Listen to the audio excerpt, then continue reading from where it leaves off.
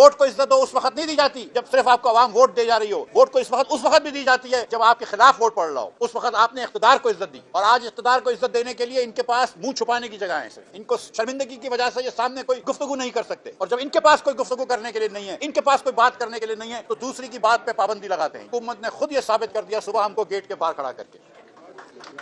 जब आप पाकिस्तान के जय्यद सियासतदानों को, जिसमें साबिक वजीर आजम शामिल है, जिसके अंदर वुज़रा साबिक वाज़िर शामिल है, जिसमें लीडर ऑफ द अपोजिशन शामिल है, जो आज का लीडर ऑफ द अपोजिशन है, जिसमें मेंबरान असेंबली के शामिल हैं, उनको आप जब सड़क पे खड़ा कर देते हैं और एफसी के जवानों को उनके सामने खड़ा कर देते हैं,